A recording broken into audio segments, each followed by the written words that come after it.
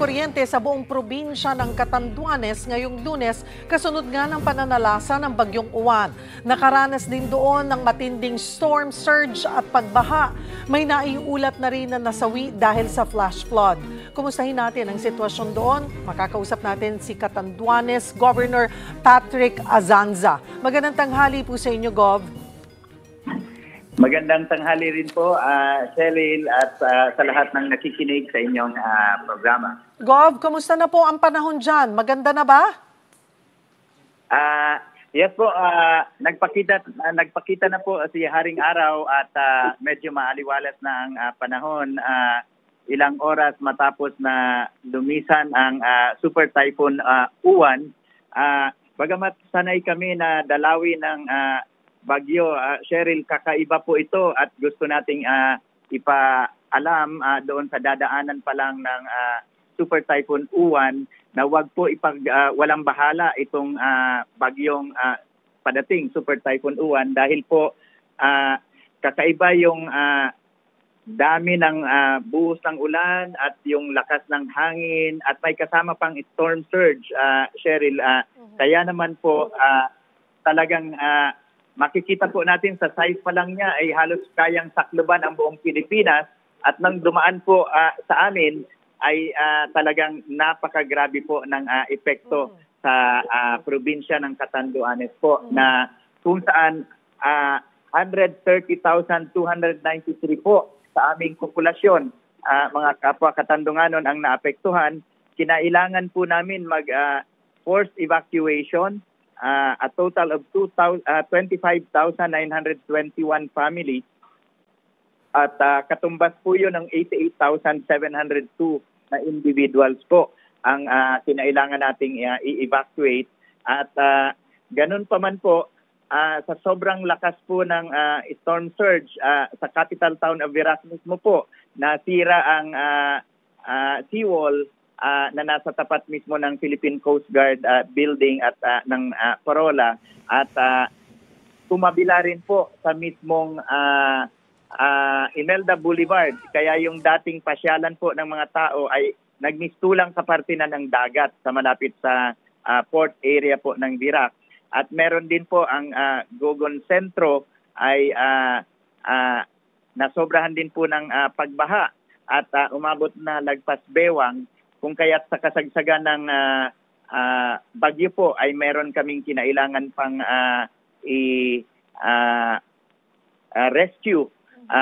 At nagpapasalamat kami sa PNP, Philippine Army at saka sa Philippine Coast Guard sa tulong nila kasama na rin ang Red Cross sa pag-rescue. Nagpapasalamat din po kami dahil naririyan naman ang DSWD. Kausap ko po si Secretary Rex Gatchalian at 19,000 po yung aming na-preposition na ikalat ito sa bawat 11 towns po sa bawat munisipyo. At kaya lang kulang po ang food pack sa ngayon at nagbigay naman po ng assurance si Secretary Rex Gatchalian na dadagdagan po ito ng national government. Nakausap ko na rin po si DILG Secretary Jovic Remulla at may assurance po na monitoring po mismo ang ating Pangulo at ang DILG tungkol sa sitwasyon dito sa probinsya. Ang DICT rin po ay nagbigay ng tulong, Cheryl, ng 37 na mga Starlink para lang magkaroon ng komunikasyon dahil nga yung naibalita ninyo kanina na total shutdown ang nangyari sa PhilCo. Pero kausap na rin namin po ang PhilCo within the next 24 hours. Ang unang i-restore po yung mga key installations and institutions kagaya ng hospital, ng government facilities, and then sunod-sunod na po papunta doon sa mga iba't ibang munisipyo. Ongoing na rin po ang clearing operations dahil may mga na tumbang mga punong kahoy, may mga nag-landslide. Cheryl, ang naapektuhan po talaga ng husto ay yung northern part kasi doon tumama ang mismong Super Typhoon Uwan at doon po ay may naging isang casualty po tayo sa bayan ng Diga. At coordinating na po kami ang probinsya para kung anumang financial assistance ang may papaabot sa pamilya ng nasawi. At sa iba pang mga lugar po, kagaya ng San Miguel, ng Bagamanok. Sa San Miguel, umabot hanggang bubong ang baha. At therefore, napakarami pong bahay. Tinatansya namin around 25,000 houses po ang apektado ng pagbaha. At halos we're now identifying kung ilan ang totally at partially damaged dahil nangangailangan po ng ang marami ng yero, ng mga plywood, mga pako para makumpuni po ang kanilang mga bahay po. At yun po ang tulong na kinakailangan namin. At sana ay may maibigay ang national government dahil maliit lang po ang aming probinsya, limitado ang pondo. At sa ngayon po, maliban sa food packs, yun po ang talagang pangunahing pangangailangan dito, Cheryl. At nananawagan din po kami sa DENR, namimigay po sila ng environmental clearance. Meron pong sa Gogon Centro may isang mall na ongoing at inirereklamo ng mga residente na nakakadagdag sa paglala ng pagbaha tuwing may bagyo at malakas ang ulan. Sana naman po ay ilang linggo na po akong sumulat, hindi pa rin sumasagot ang DNR. Sana this time ay tugunan nila yung request ng mga kababayan po, masagot kung meron bang violation o wala patungkol sa environmental clearance at saka yung alleged na tatabon doon sa mga kanipaan at saka mga natural waterways at doon sa 3-meter easement po na makakaluwag sana in terms of pagbaha kapag ganitong mga sitwasyon. Sana po ay ma-aksyonan yun, Cheryl, at lalong-lalo na yung iba pang mga problema dito sa aming probinsya po, Cheryl. Gov, puntahan ko lang po yung sinasabi niyo pong mall. Saan po itong bayan? Sa Virac po ito, sa mismong Gogon Centro at malapit sa Palengke po, ay merong ongoing na construction po.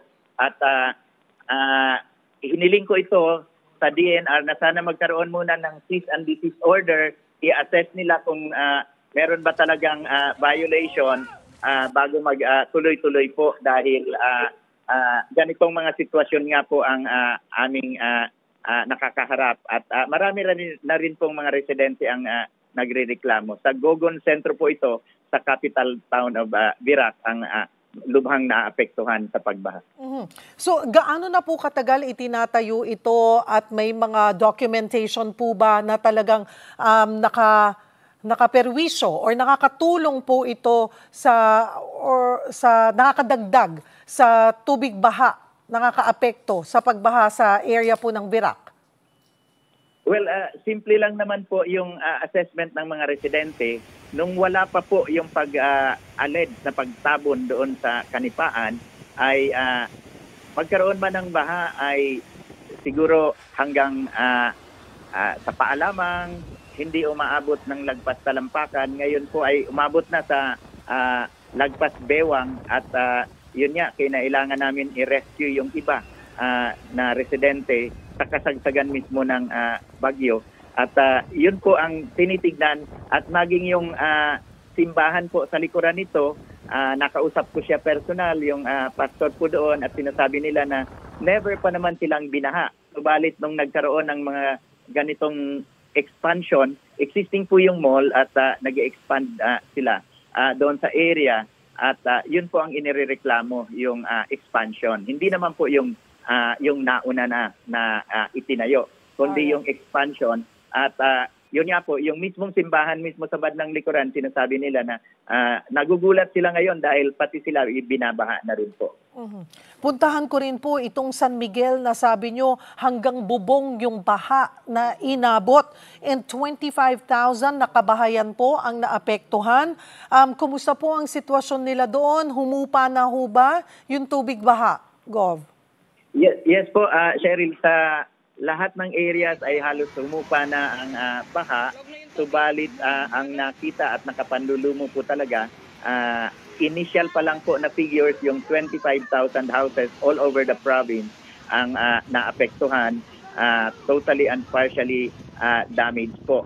At yun nga po, sa ngayon, dahil isla kami, mahirap po maghanap ng mga gamit na pangkumpuni, mga yero at mga plywood, limitado po ang available dito. At yung iba naman po ay may kakulangan sa pera na pambili.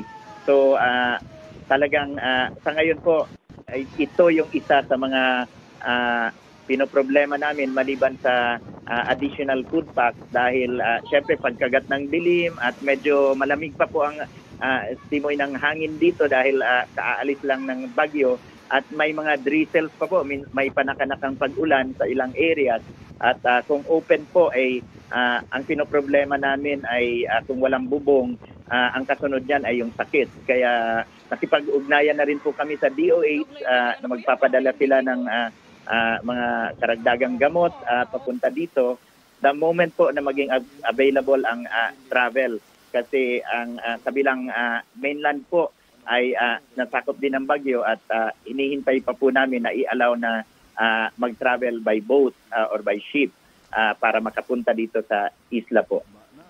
Karina Gov, sabi niyo po ay kakaiba.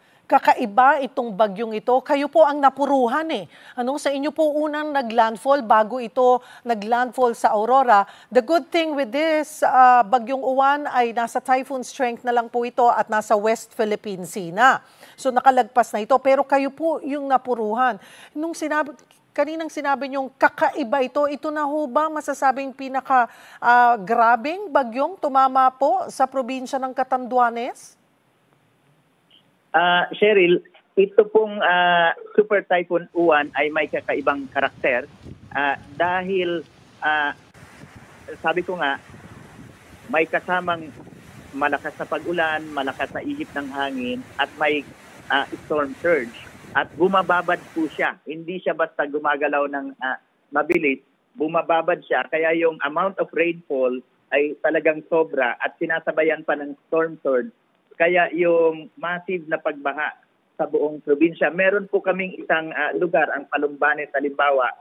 Totally talaga, dahil maliit na islet ito sa bandang bayan ng Karamuran, talagang inabot sila yung buong maliit na islet ng storm surge and apektado lahat ng kabahayan po doon sa area. Gayon din po ang nangyari sa San Miguel.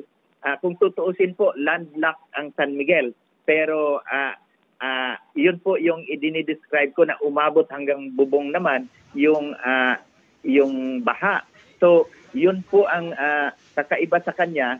At syempre because of the amount of rainfall na dumarating, nagkaroon ng mga flash flood. Doon nga po may isang nasawi. At meron din ng mga landslides, lalo na doon sa mga kalye, kung kaya't meron kaming unpassable, isolated na mga barangay din po na hindi namin ma-contact at mapadalhan ng ayuda. Bagamat meron silang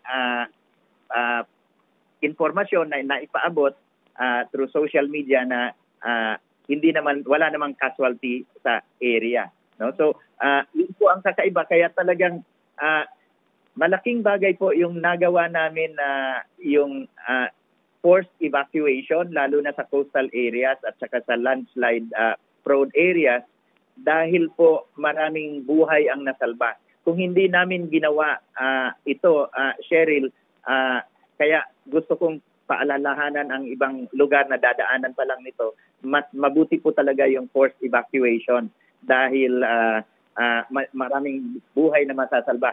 Sa pagitan po ng doon sa katanungan ninyo doon sa strength ng typhoon, ito po ay, at nakausap ko ang Pag-asa mismo na representative sa probinsya, ito po ay mailalagay namin sa pagitan ng Super Typhoon Pepito at ng Super Typhoon Rolly.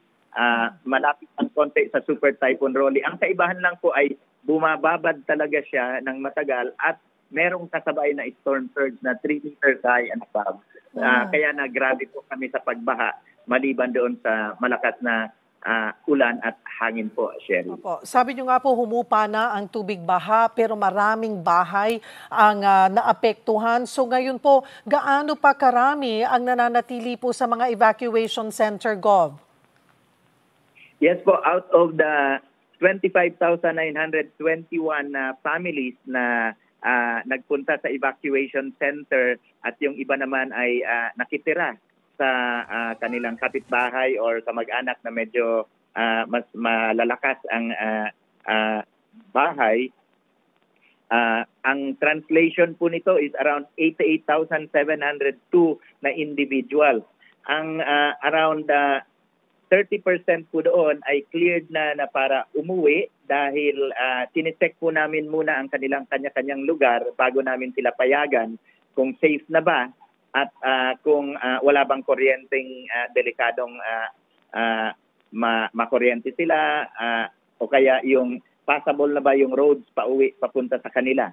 Yun pong 70% ay medyo hino-hold pa po namin hanggang mamayang alas 5 until such time na maitayos lahat. May assurance naman po kami na doon sa first round ng action ng PHISELCO hanggang alas 3 po, at least meron na silang mga marirestore na areas, and then in the next 12 hours ay mga barangay na mga hindi ganun ka-komplikado ang sitwasyon po, Cheryl. So right now po, yung food pack po talaga ang pinoproblema namin dahil 19,000 lang ang aming preposition at mabilis po itong mauubos within the next day, and natutuwa naman kami dahil positibo ang response ni Secretary Gatchalian at saka ni Secretary John Vic Dimulya na magpapadala ng tulong po ang national government.